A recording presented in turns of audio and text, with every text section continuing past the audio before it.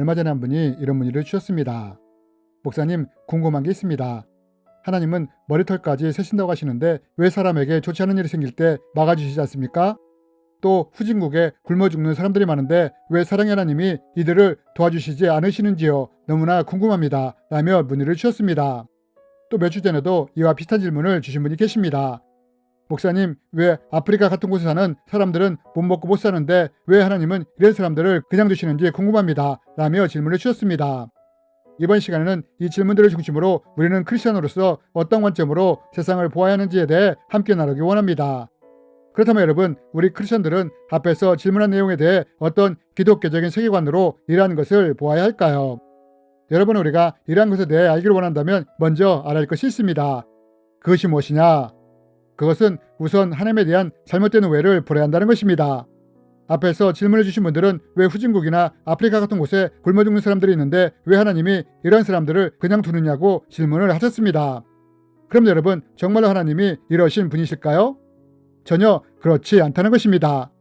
여러분, 혹시 아십니까? 매년 지구에서 생산되는 식량만으로도 온 인류가 먹고도 남는다는 사실을 말입니다. 식량 전문가들은 지구에서 생산되는 한 해 식량만으로도 120억 명의 사람들이 먹을 수 있다고 말을 합니다. 그런데 여러분, 지구에는 이렇게 식량이 넘쳐나는데 왜 어디에서는 굶주리고 굶어 죽는 지역이 있는 것일까요? 이것은 하나님 때문이 아니라 바로 인간 때문에 이러한 일이 발생한다는 것입니다. 여러분, 하나님은 지금까지도 자연 만물을 통해 우리의 필요한 것들을 충분히 공급해주고 계십니다. 하나님이 천지를 창조하시면서 이렇게 말씀하시지 않았습니까? 하나님이 이르시되 내가 온 지면에 씨 맺는 모든 채소와 씨 가진 열매 맺는 모든 나무를 너희에게 주노니 너희의 먹을 거리가 되리라. 여러분, 하나님이 뭐라고 말씀하셨습니까? 하나님이 직접 우리에게 필요한 먹을 거리를 제공해 주시겠다고 약속을 하셨다는 것입니다. 그리고 하나님은 이 약속을 단 한 번도 어기지 않으시고 지금까지도 지키고 계신다는 것입니다. 단 한 번 홍수로 인해 세상이 심판을 당했을 때, 이로 인해 사람들에게 필요한 것이 부족해졌을 때, 이때는 다른 방법을 통해서라도 여전히 필요한 것을 지어주셨다는 것입니다. 모든 산 동물은 너희의 먹을 것이 될지라. 채소같이 내가 이것을 다 너희에게 주노라. 여러분, 우리가 이 말씀들을 통해 무엇을 볼 수 있습니까? 하나님은 천지를 창조하시면서 우리에게 필요한 먹을 거리를 제공해 주시겠다고 말씀을 하셨고, 지금도 하나님은 자연 만물을 통해 계속해서 필요한 것을 공급해 주신다는 것입니다. 한 해 120억 명이 먹을 만큼 충분한 양이 생산되도록 하나님이 이 자연 만물을 운행하고 계신다는 것입니다. 그렇다면 여러분, 하나님은 이렇게 우리에게 필요한 충분한 양을 공급해 주시는데 왜 어떤 곳에서는 먹을 것이 넘쳐나고 또 어떤 곳에서는 굶주림과 굶어 죽는 일이 생기게 되는 걸까요? 그것은 인간의 욕심과 탐심으로 인해 이러한 일이 일어나게 되었다는 것입니다. 여러분, 인간이 죄로 인해 타락하기 전 에덴은 하나님의 법칙에 의해 운행이 되었습니다. 심고 거두고 나누는 법칙에 의해 운행이 된 것입니다. 여러분, 우리는 이러한 법칙을 오병이어 의해 기적에서도 볼 수 있지 않습니까? 한 아이가 예수 믿게 보리떡 5개와 물고기 2마리를 심었을 때 예수님이 이것을 통해 어떻게 하셨습니까? 아이에 의해 심겨진 것을 기도를 통해 거두셨고 이것을 필요한 사람들에게 나누어 주시지 않았습니까? 여러분, 이것이 바로 하나님의 법칙이라는 것입니다. 하지만 인간이 죄를 지은 후 이 세상에는 어떤 법칙이 들어오게 되었느냐? 사고 팔고 얻고 지키는 세상의 경제 법칙이 들어오게 되었다는 것입니다. 그리고 이와 함께 이 법칙이 세상을 지배하면서 부익부 빈익빈의 현상이 일어나게 된 것입니다. 얻고 지키고 많이 쌓는 사람들이 생김으로 인해 반대급부로 가지지 못한 사람들이 생기게 된 것입니다. 식량을 예로 든다면 이미 지구의 식량은 매년 120억 명이 먹을 만큼 충분한 양이 생산되고 있습니다. 만약 이러한 식량이 골고루 사람들에게 나누어진다면 어떻게 될까요? 어디에서도 굶주리거나 굶어 죽는 사람이 생기지 않을 것입니다. 하지만 문제는 이러한 일은 거의 불가능하다는 것입니다. 왜냐하면 인간의 욕심이나 탐욕이 이것을 용납하지 않기 때문입니다. 나누기보다 얻고 지키고 쌓고자 하는 것이 인간의 본성이기 때문입니다. 그래서 이렇듯 자본가들에 의해 식량이 점유되기에, 즉 이것이 한 곳에 쌓이고 정치되어 있기에 이로 인해 식량이 부족해지는 곳이 생기게 되는 것입니다. 얼마 전에 방송을 통해 이러한 이야기를 들은 적이 있습니다. 때때로 식량 가격이 폭락할 때 식량 가격을 유지시키기 위해 식량을 바다에 버리는 경우도 있다고 말입니다. 이렇듯 누군가는 자신의 자산을 유지시키기 위해 식량을 바다에 버리기도 한다는 것입니다. 그런데 만약 이러한 식량들이 굶주린 사람들에게 나눠지게 된다면 어떻게 될까요? 물론 이로 인해 자본가들이 손해를 볼 수 있지만 이렇게 된다면 굶주리는 사람들이 거의 없게 될 것입니다.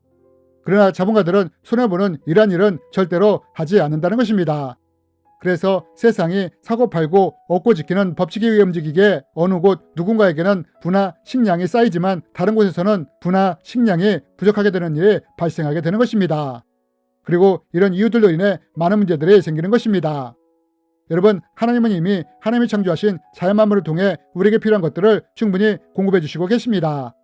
그러나 인간의 욕심과 탐욕 때문에 세상에서 문제가 생기는 것입니다. 그렇다면 여러분, 이럴 때 하나님은 우리 크리스천들이 이런 세상에서 어떻게 하길 원하실까요? 여러분, 하나님은 비록 세상이 세상의 경제 법칙으로 돌아갈지라도 이런 세상에서 하나님의 법칙으로 살아가기를 원하신다는 것입니다. 세상 사람들처럼 얻고 지키고 쌓는 것에 집중하는 것이 아니라 심고 거두고 나누는 삶을 살기 원하신다는 것입니다. 그래서 하나님이 성경을 통해 우리에게 이렇게 말씀하시는 것입니다. 주라, 그리하면 너희에게 줄 것이니 곧 후이되어 누르고 흔들어 넘치도록 하여 너희에게 안겨주리라. 하나님 아버지 앞에 정결하고 더러움이 없는 경건은 곧 고아와 가부를 그 환난 중에 돌보고 또 자기를 지켜 새 속에 물려지지 아니하는 그것이라. 여러분 앞에서 질문해 주신 분들은 아프리카나 후진국에서 굶어 죽는 사람들이 있는데 왜 하나님은 이런 사람을 도와주지 않느냐고, 돌보시지 않느냐고 물으셨습니다. 그런데 여러분, 우리가 여기서 분명히 알아야 할 것이 하나 있습니다. 그것은 하나님은 여전히 지금도 사람들이 충분히 먹고 살 수 있는 식량을 자연 만물을 통해 공급해 주고 계신다는 것입니다. 단지 세상에서 문제가 일어나는 이유는 하나님 때문이 아니라 인간의 욕심, 탐심 때문이라는 것입니다. 이런 것들 때문에 세상에서 부익부 빈익빈 현상이 일어나는 것입니다. 여러분, 만약 요셉이 애국과 그 주변 나라에 기근이 왔을 때 식량을 나눠주지 않았다면 어떻게 되었을까요? 요셉이 사고 팔고 얻고 지키는 법칙으로 식량을 지키고 쌓는 데만 집중을 했다면 어떻게 되었을까요? 아마 많은 사람들이 기근으로 인해 굶어 죽었을 것입니다. 하지만 이때 요셉이 어떻게 했습니까? 하나님을 믿고 의지하던 요셉이 사람들이 기근에서 살아남을 수 있도록 식량을 제공해 주지 않았습니까? 여러분, 하나님이 우리 믿는 자들에게 원하시는 것이 무엇이냐?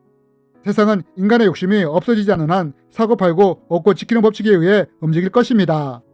하나님은 이런 세상에서 이런 세 속에 물들지 않기를 원하시며 하나님의 뜻과 방법대로 살기를 원하신다는 것입니다. 얻은 것을 움켜쥐고 쌓는 삶이 아닌 요셉처럼 자기가 가진 것을 쌓기보다 나누는 삶을 살기 원하신다는 것입니다. 그래서 하나님이 내 주에 있는 도움이 필요한 고아나 과부를 외면하지 말고 돌보라고 하신 것입니다. 얻은 것을 쌓고 지키는 것에만 집중하지 말고 그것으로 나누는 삶을 살라고 하시는 것입니다. 그리고 우리가 이렇게 나누어주는 삶을 산다면 반드시 이에 대해 흔들어 넘치도록 다시 갚아주실 것이라고 약속을 하십니다. 물론 우리가 이렇게 한다고 해서 세상이 변하는 것은 아닙니다. 하지만 만약 우리가 말로만 평안히 가라, 더욱게 하라, 배부르게 하라 하지 않고 나의 주머니를 열어 작은 것이라도 나누기 시작한다면 우리가 세상을 변화시키지 못할지라도 이렇게 베풀어지는 곳에는 따뜻한 온기가 전해지게 될 것입니다. 그리고 이것을 계기로 사람들이 하나님을 만나는 일도 생길 수 있을 것입니다. 이렇듯 하나님은 우리가 하나님을 닮은 자녀로서 움켜쥐고 사는 삶이 아닌 이웃을 위해 나누는 삶을 사는 작은 미라클이 되길 원하십니다. 주님의 이름으로 여러분을 축복합니다.